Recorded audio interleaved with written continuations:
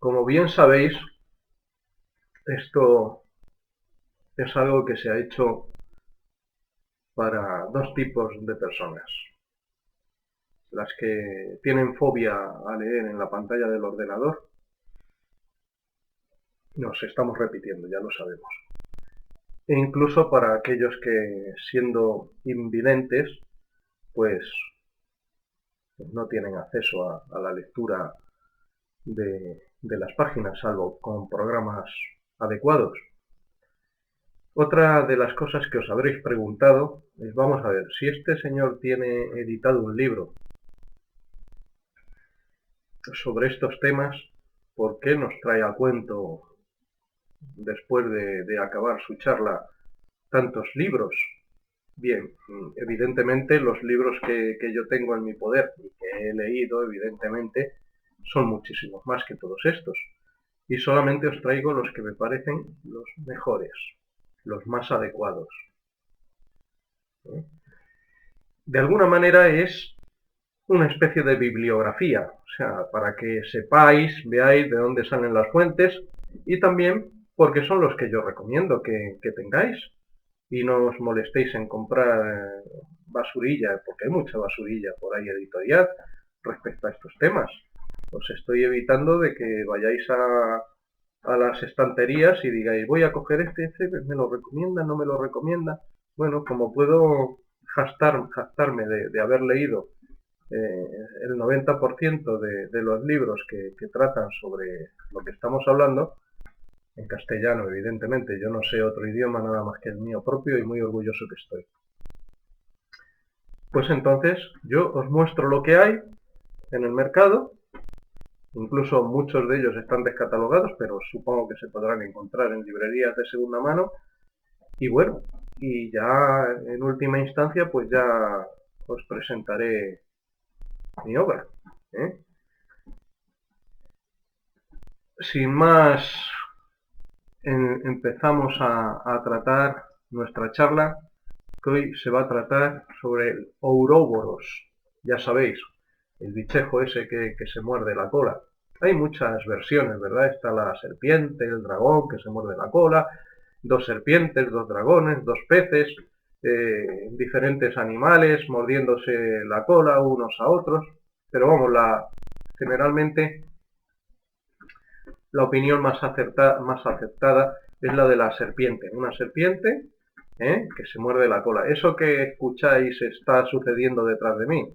Es la gata que está arañando sobre un paquete donde tengo cosas de fotografía y tal. Eso es mi compañía, o sea, que es lo que tenemos. Bien, empezamos. Existiendo tantos grados de maestría como de comprensión, hay que respetar siempre las traducciones personales, tanto de la mitología como de la simbología más sublime. Bajo esa única premisa de tolerancia universal, es que pasamos a mostrar a nuestros hermanos y hermanas, amigos y amigas, que, dos puntos, antes del principio del tiempo solo existía el pleroma, el océano del pleroma que lo inundaba todo, un todo libre de dimensiones o fronteras. Antes del principio solo existía un ser, dentro del cual convivía una multiplicidad preexistente, que siempre ha existido, pero con una sola conciencia, una infinitud de individualidades pervivían del mismo modo que las células de nuestro cuerpo forman parte de nuestra única persona. Entonces sucedió algo que aquí no viene a cuento, pero que algunos dicen que pudiera ser una caída o un accidente, un experimento, dicen otros. Hasta aquí no había nada más que el omnipresente todo, el pleroma, Adán Kadmon, antes de su manifestación, que creando una minúscula burbuja de vacío en su interior, no podría ser en otro sitio, implosionó dentro de ella creando en su interior una poderosa explosión que hizo que el tiempo y el espacio comenzaran. Pero en un mundo caótico y donde la serenidad que reinaba en el pleroma desapareció, una tierra que sufre una tempestad. Esa tierra, mundo o universo, un tanto a la deriva, se constituyó con las partículas desgajadas del hombre Dios original. Pero el hombre original, como tal, dejaría de existir por un indeterminado periodo de tiempo y aún no concluido, dado que en su sacrificio creador perdió la memoria.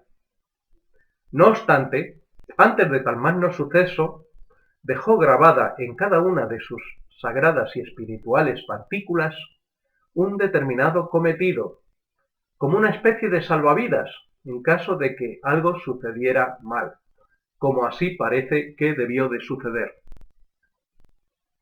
Dentro de ese universo en expansión, cada vez más veloz, que se creara como consecuencia de la energía cinética de la explosión original, surgió la materia al unirse las partículas dispersas por uno de los recuerdos del hombre Dios.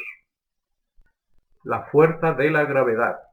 Los diversos astros se fueron formando en torno a esa materia y se constituyeron los arcontes, de los que dependen todas las leyes que permiten la inestable estabilidad del universo. Son los pilares del universo, y los eones, que no son otra cosa que las partículas dormidas de Dios y que habitan cada una de ellas en una estrella, un sol. Pero, ¿dónde se encontraba la memoria de Adán Kadmon? En la metanoia de neutrinos que comunica el mundo original, pleroma, con el multiverso creado por el primer y los posteriores y múltiples estallidos de supernovas. Esa metanoia es el sendero que conduce a un sitio sagrado. El sendero de la oración divina comunica el pleroma con el centro espiritual de las células microscópicas del dormido Adán Kadmon. Nosotros entre ellos.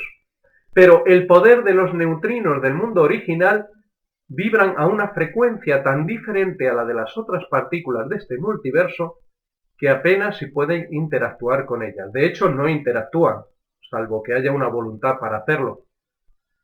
Es decir, salvo bajo determinadas circunstancias de frecuencia vibratoria y que la propia materia va adquiriendo tras su condensación primero y eterización después, durante inmensos periodos de evolución natural programada en la memoria inconsciente del hombre Dios y del que hasta la última partícula subatómica formamos parte.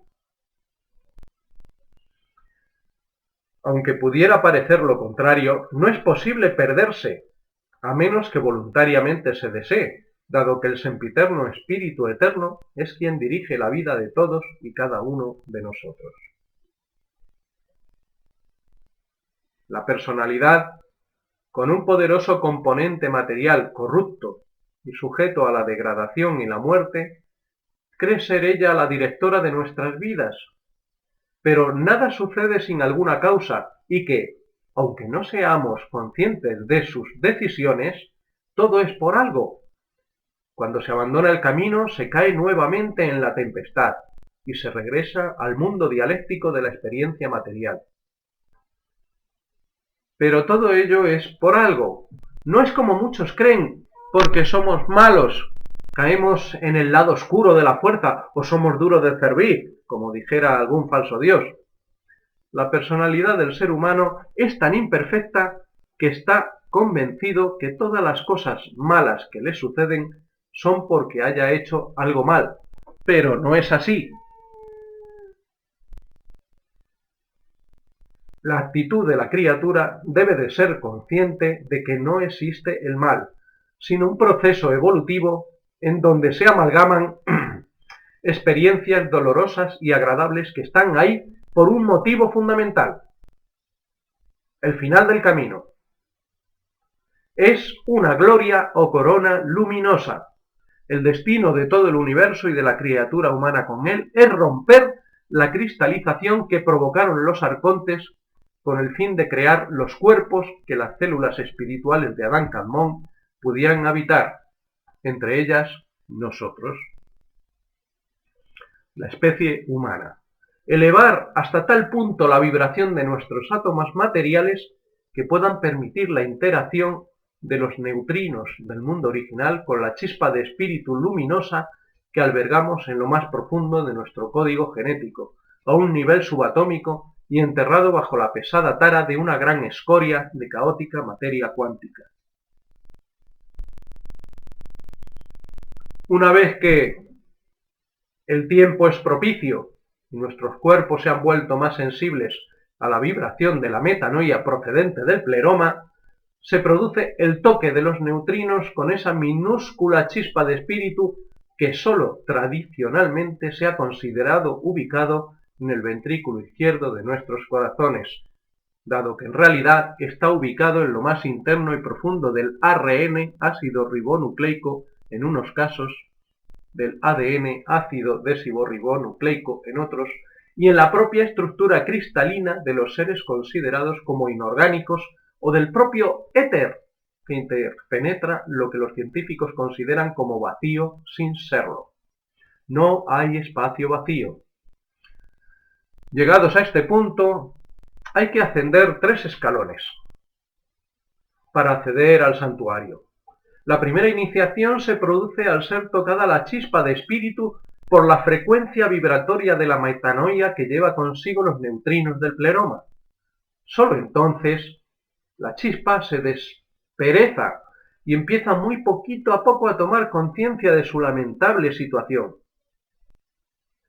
Esta parte de la tripartita iniciación es conocida como el nuevo nacimiento, pero luego se debe de ir produciendo un desarrollo paulatino de crecimiento de la célula espiritual para ir tomando el control de las personalidades que controlan a su cuerpo físico.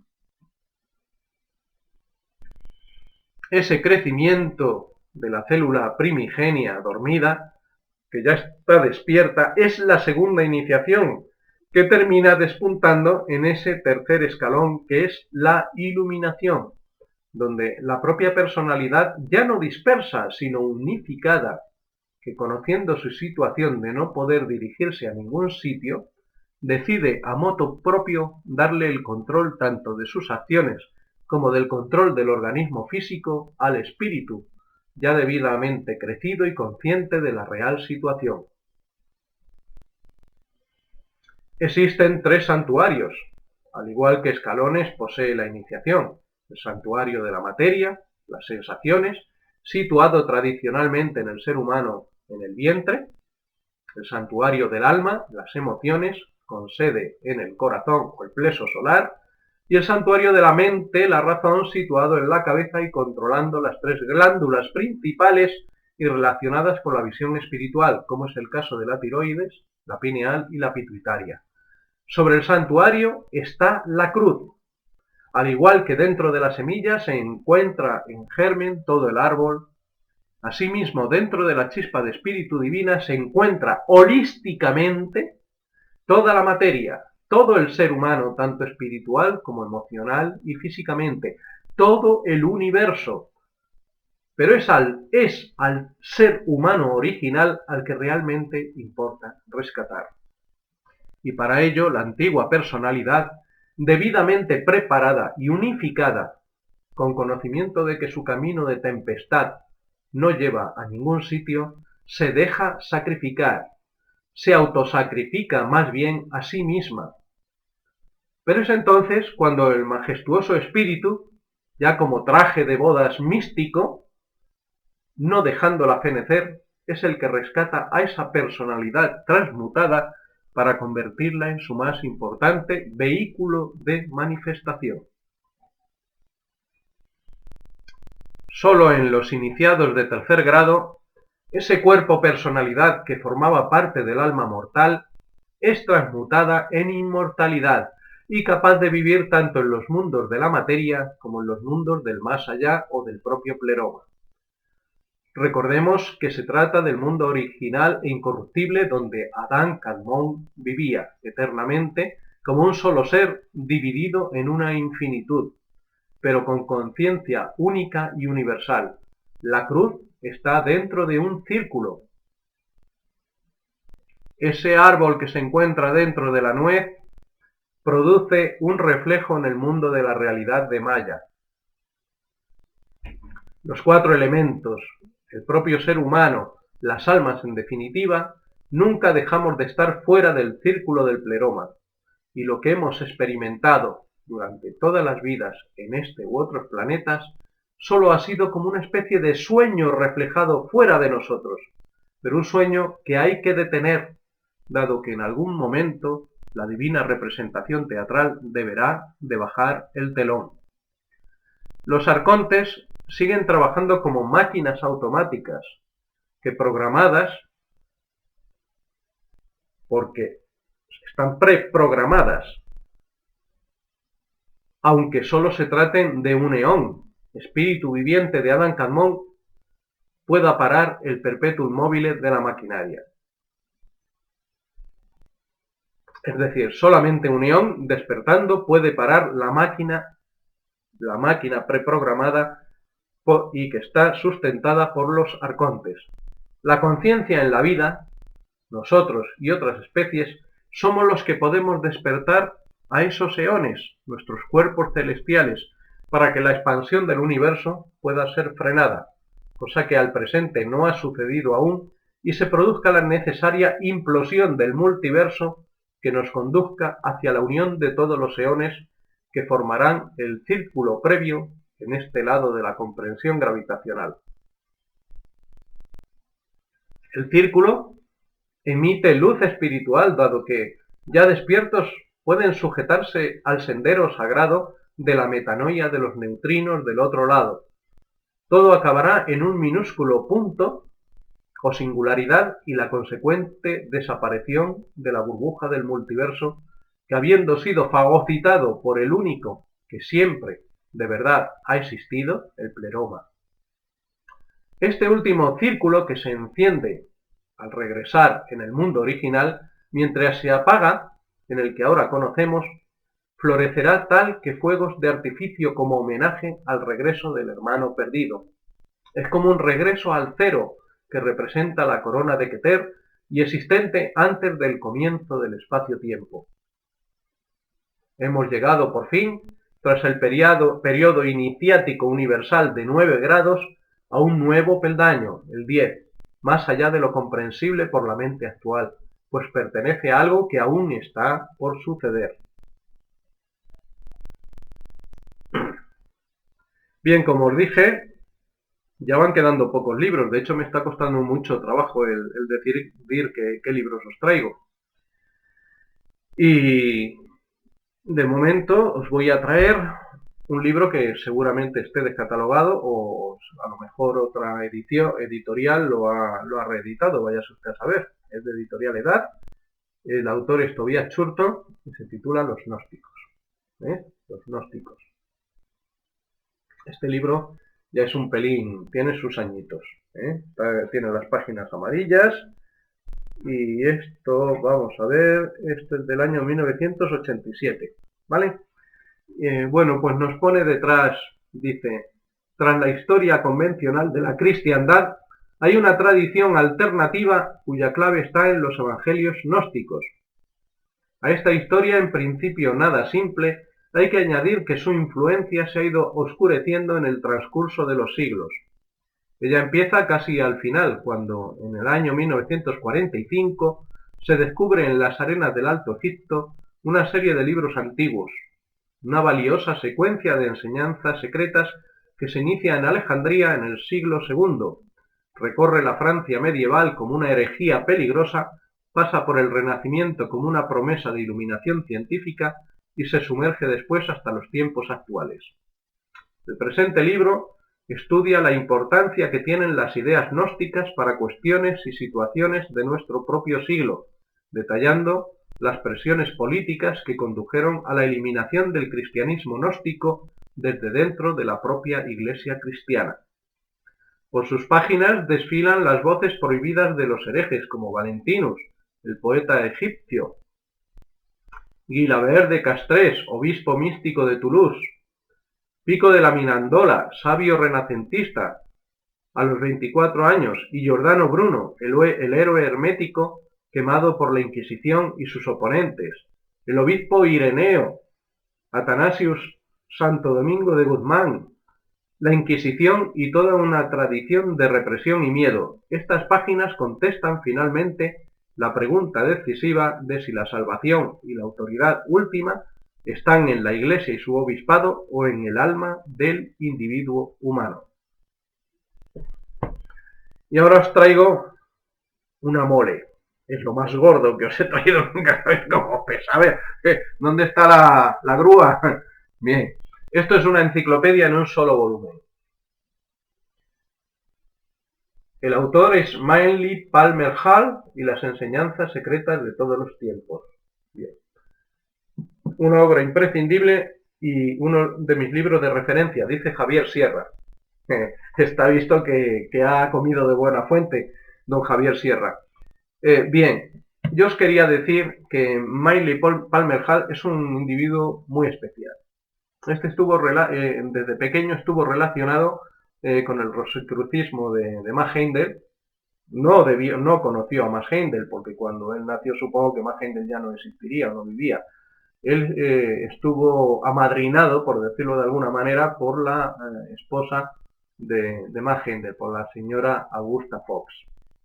Y sobre todo se dedicó al estudio pormenorizado y de forma profunda de todo lo que es la mitología, la simbología, pero haciendo un especial hincapié en las enseñanzas rosacruces y muy especialmente en la masonería.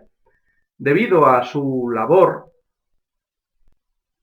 no vamos a decir divulgativa, sino a su labor reconocida, una persona que jamás fue iniciada en los grados azules de la francmasonería fue condecorada con el grado honorífico 33 del Supremo Consejo del Rito Escocés antiguo y aceptado.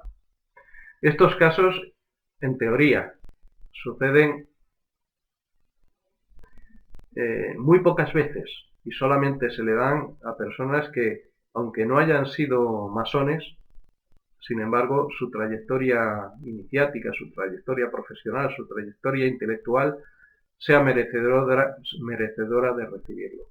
Bueno, pues este individuo escribió Las enseñanzas secretas de todos los tiempos, que es una enciclopedia en un solo tomo y que es una obra de referencia. Es una obra de referencia y bueno, que yo creo que muchas veces decir, bueno, pero es que mira, yo ¿qué obra me llevaría a una isla desierta? ¿O qué? Bueno, pues miren, ya saben. En esta obra está condensada muchas de las cosas de las que ya hemos hablado. ¿Y por qué no empezamos en un principio? Bueno, porque yo os quería dar más o menos una referencia cronológica de los libros que yo he ido adquiriendo y que he ido estudiando y que me han llevado a abrir determinadas puertas y a conseguir un discernimiento propio de un conocimiento, ¿verdad? De ese conocimiento espiritual, conocimiento gnóstico. Os voy a leer lo que viene en la parte de atrás del libro, que siempre es mucho más importante que lo que yo os pudiera decir, porque bueno, esto es una maravilla. Las imágenes que tiene son todas en blanco y negro, exceptuando unos cuadernillos en el centro que vienen en color y que traen unas imágenes algo preciosistas, en papel cuché, y dice: esta enciclopedia magistral sobre la mitología antigua, los rituales, el simbolismo y los misterios arcanos de todos los tiempos, un clásico de la literatura mundial desde 1928 y probablemente el compendio de ciencia oculta más completo jamás escrito. Se pone por primera vez al alcance del lector español en una magnífica traducción. Como ningún otro libro del siglo XX, Las enseñanzas secretas de todos los tiempos es un códice legendario sobre las antiguas tradiciones ocultas y esotéricas del mundo. Los centenares de temas que trata alumbra con una luz poco común algunos de los aspectos más fascinantes y mejor guardados de los mitos, las religiones y las filosofías que resuenan desde la antigüedad hasta el presente. Y es que, aunque se hayan escrito numerosos volúmenes sobre estas cuestiones, las verdades eternas de la vida, al igual que muchos de los más grandes pensadores, han quedado envueltas en tinieblas. Esta obra pretende ser digna de aquellos sabios y sus enseñanzas. Con más de un centenar de dibujos y un cuadernillo de 16 magníficas láminas a color, los estudiosos de la sabiduría oculta, los símbolos antiguos y las prácticas arcanas valorarán la obra de Hall por encima de cualquier otra de su género y disfrutarán de ella por lo que es uno de los textos fundamentales y fundacionales del pasado siglo, un verdadero tesoro. Bueno, pues lo dicho, ya solamente quedan dos lecciones más por vídeo. Y luego ya sabéis, tenéis mi libro, que ya os lo mostraré, supongo que, no sé si en el siguiente o en el próximo. Y aquí mismo, en el blog, donde están ubicados estos vídeos, pues tendréis muchísima información complementaria sobre estos temas y que está en permanente movimiento, está viva, o sea, es algo que está vivo, porque lo estamos alimentando continuamente. Solamente me resta decir que muchas gracias a los que estáis siguiéndome. Por favor, compartir los vídeos para que llegue a la mayor cantidad de gente posible. Les ayudáis a ellos, me ayudáis a mí. Y todavía no he recibido preguntas.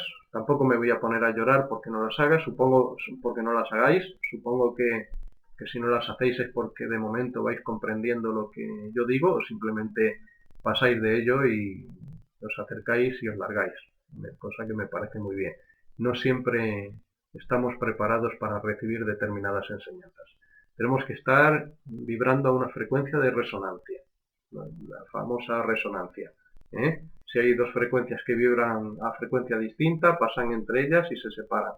Si hay un receptor que está resonando su bobina a la frecuencia de resonancia que quiere captar, entonces entra, no le produce ningún tipo de resistencia, entra y es recibida por el receptor. Y en eso es en lo que estamos. Nosotros estamos ahora mismo emitiendo una frecuencia vibratoria. ¿Que vosotros estáis preparados para recibirla? ¿Estáis en resonancia con ella? Pues la recibiréis. Y si no, pues nada. Espero que al menos estéis disfrutando con este humilde trabajo de muy bajísima calidad, lo tengo que reconocer. Supongo que más adelante, si tenemos tiempo y podemos hacerlo, hagamos alguna cosa un poquito más compleja, o si alguien de los que están ustedes ahí detrás considera que pueden hacer algo conmigo mejor que estar haciendo esto, pues yo también estaría muy agradecido, porque como sabéis yo ahora mismo estoy en situación de paro absoluto. Bueno, esto es de alguna manera lo que me sirve para mantenerme activo, para no estar inactivo, lógicamente, y aprovechamos este año sabático que llevamos de forma obligada, porque en verdad estamos buscando trabajo, pero es imposible de encontrarlo en este país, a pesar de lo que dicen los políticos, de que esto va de maravilla. Bueno, pues que lo sepáis. Os agradezco mucho vuestro visionado y os agradeceré por favor que lo compartáis, que os suscribáis, que hagáis cualquier cosa con tal de que tenga la máxima difusión. Os hacéis un favor a vosotros, me lo hacéis a mí y a las muchas personas que están esperando este tipo de información. Venga, hasta otra.